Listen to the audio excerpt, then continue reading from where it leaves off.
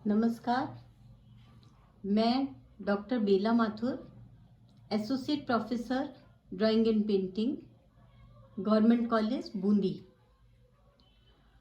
आज मैं आपको चित्रकार वांगो के बारे में बताऊंगी। जैसा कि कल मैंने आपको बताया था कि वांगो जो चित्रकार थे, उन्होंने मानवीय दृष्टिकोण को ज़्यादा चित्रित किया है।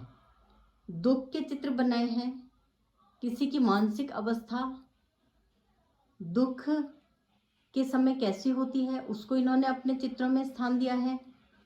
किस तरह से मानव मन परेशान होता है और उसकी क्या मानसिकता होती है, ये चीज इनके चित्रों में देखने में परिलक्षित होती है। हूबहू इन्होंने चित्रित किया है। ये वांगो का मानना था कि मैं अपने सामने जो दृश्य है उसको हूबहू चित्रित करने का कभी प्रयत्न ही नहीं करता। मैं जो रंगों का प्रयोग करता हूँ वो मैं स्वच्छता से करता हूँ, स्वच्छंदता से करता हूँ।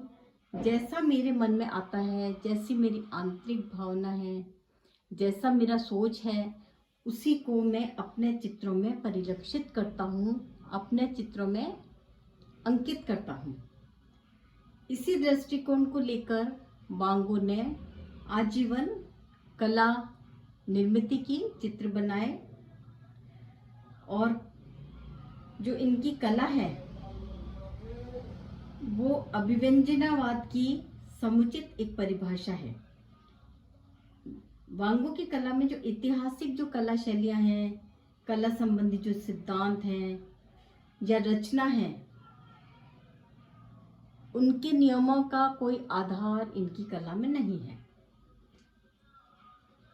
इन्होंने अपनी कला का ध्येय निश्चित नहीं किया, बल्कि पूर्ण मानवतावादी ध्येय से प्रेरित होकर इन्होंने कलाकृतियां बनाई, कला निर्मित की।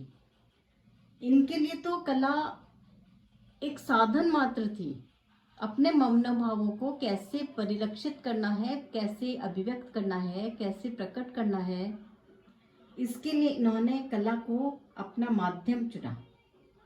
अब मैं बताऊं वांगो की कला के बारे में कला समीक्षक यूइद ने लिखा है कि इनकी कला जो है वो सौंदर्य चकित आंख, तुलिका या मिश्रण फलक की कहानी नहीं है, बल्कि एक ऐसे दिल की कहानी है जो अंधेरे बंदीवास में धड़क रहा है और जानता नहीं है कि वह क्यों दुखी है, वह क्या चाहता है।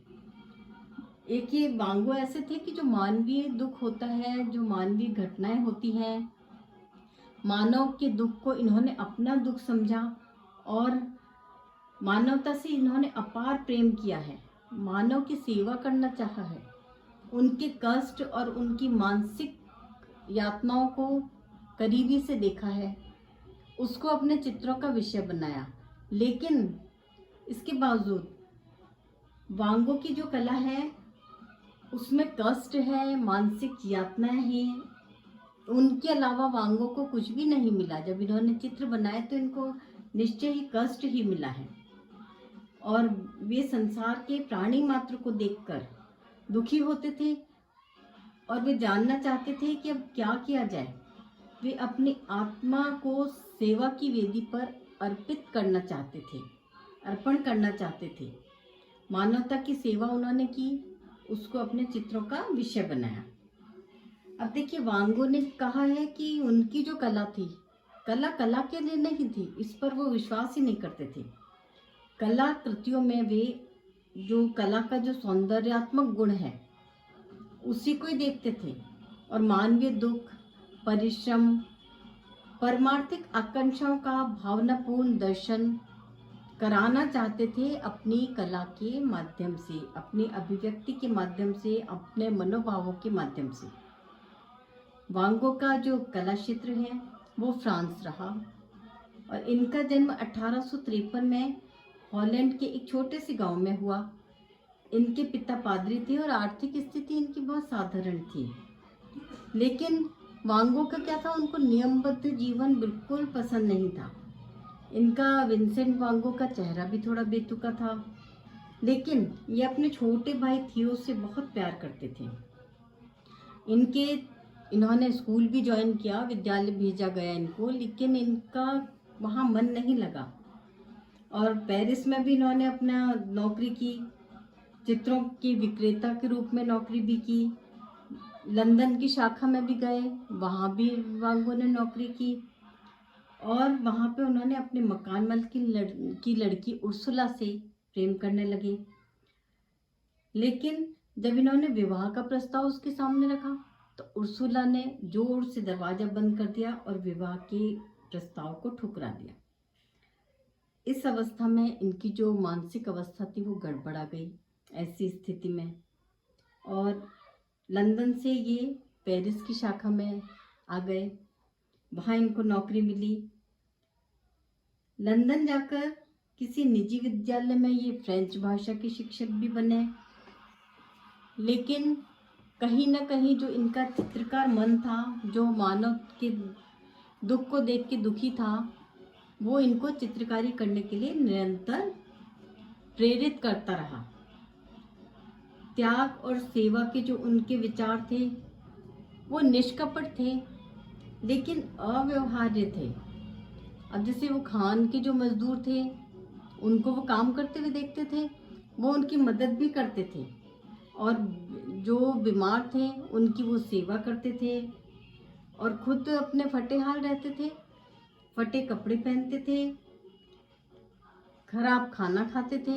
यानी कहना चाहिए कि इन्होंने, वांगो ने स्वयं पर कभी ध्यान नहीं दिया, बल्कि दूसरों की सेवा करना, दूसरों के दुखी होकर दुख को अपना दुख समझना, ये वांगो का मुख्य लक्ष्य रहा।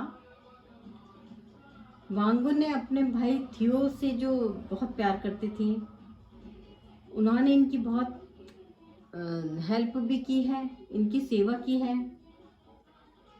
लेकिन ये हमेशा कहते थे कि मैं नहीं जानता कि मैं क्या कर रहा हूँ, मैं 5 साल से इधर उधर घूम रहा हूँ, मैं चाहता हूँ कि मेरे जीवन का भी कुछ सदुपयोग हो, लेकिन कुछ नहीं हो पा रहा है।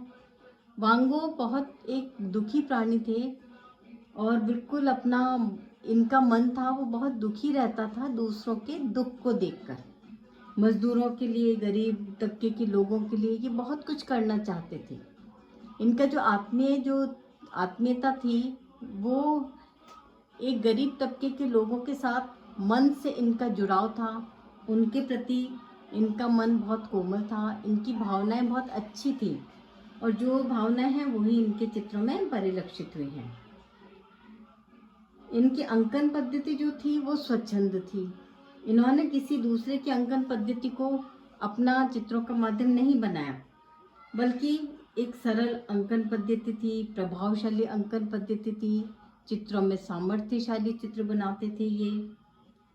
अब ये जब 1880 से 1886 तक जो इनके चित्र हैं वो बिल्कुल मानवतावादी दृष्टिकोण लिए हुए हैं। जैसे देखिए, खान में इन्होंने जब देखा, खान के मजदूरों के चित्र बनाए।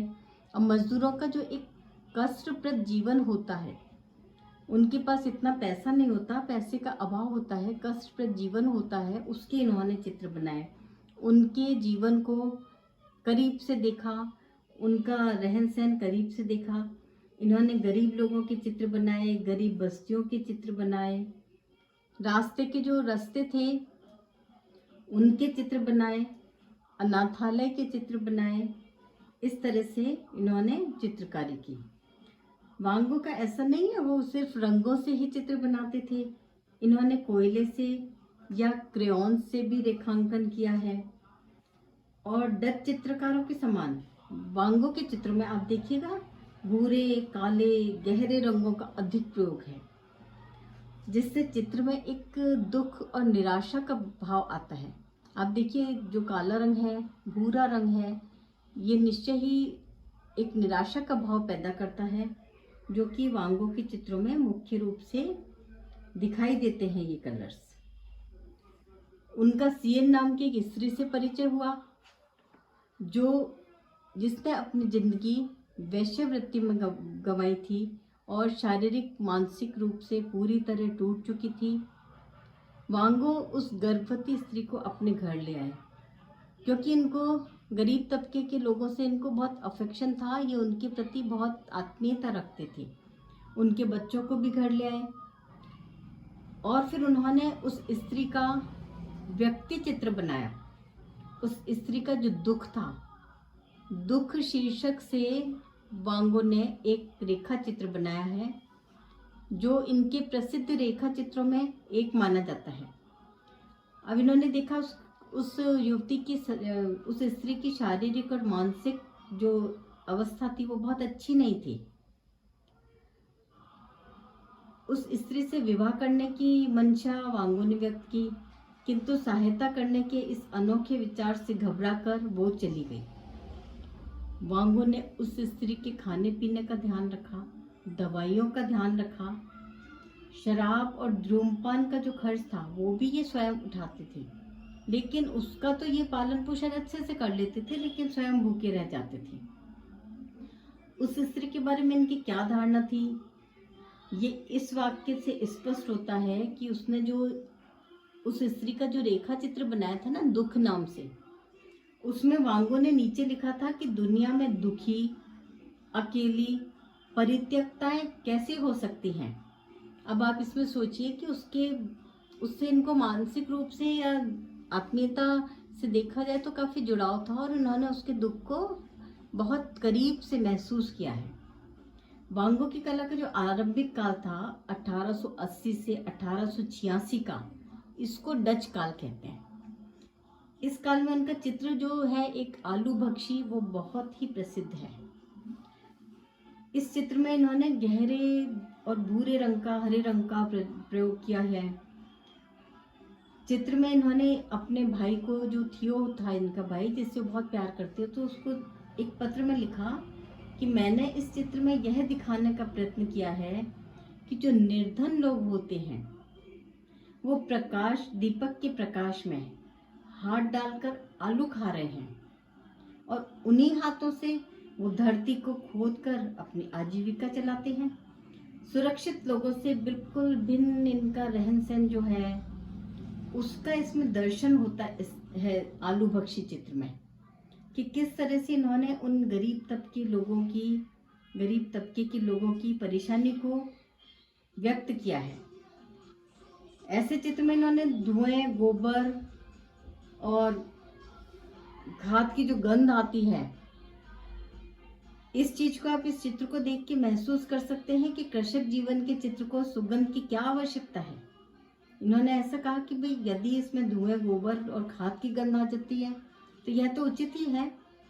उबड़ खाबड़ मानवाकृतियां, वक्रतापूर्ण रेखांकन, जोशीला तूली का संचालन, हल्के और गहरे रंगों का विरोधाभासपूर्ण प्रयोग इन्होंने अपने चित्रों में किया है और अपने मानसिक जो इनकी व्यथा थी, मानसिक जो इनकी परिस्थिति थी, मानसिकता को चित्रों में अभिव्यक्त किया है। अभिव्यक्तिपूर्ण चित्र बन गया ये। ऐसे मानवीय जीवन का जो सत्य है उसको भी इन्होंने अपने कला में व्यक्त किया है। इसको ये कला की आत्मा मानते थे कि मानवीय जीवन का जो सत्य है वो ही कला की आत्मा है। इनके विचार जो थे वो महात्मा गांधी के सत्य और सौंदर्य विषयक विचारों से मिलते थे। गांधी जी के अनुसार सब सत्य है, अत्यंत सुंदर है। जब मनुष्य को सत्य में सौंदर्य का साक्षात्कार होता है तब सच्ची कला निर्मित होती है। सच्ची कला आत्मिक अभिव्यक्ति है, ऐसा वांगो सोचते थे। वांगो की जो कला निर्मित थी, कला जो रुचि थी, इसके पीछे भी यही भावना हमेशा कार्य करती थी। वांगो कहते थे कि यदि आप विचार चाहते हैं, विकास चाहते हैं, अपने विचारों को आप बदलिए। यदि आप विकास चाहते हैं तो इसके लिए आपको जमीन की गहराई में पहुंचना होगा, जमीन से जुड़ना होगा। इसी विचारों से प्रेरित होकर वांगो ने गरीब, कृषक, मजदूर, पीड़ित व्यक्ति और जो पतित लोग थे उनके जीवन के चित्रण को अपने चित्रों का विषय बनाया और सत्य की खोज में उनका गहराई तक अध्ययन किया।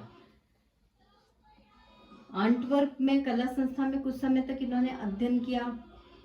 आंटवर्प में इनकी रूबेंस की जो कलाकृतियां थी और जो जापानी छाया चित्र थे उनको इन्होंने देखा, तो उनका प्रभाव इनके जीवन पर भी पड़ा। इन्होंने गहरे रंगों के प्रभाव की जगह हल्के रंगों का प्रयोग करना शुरू किया।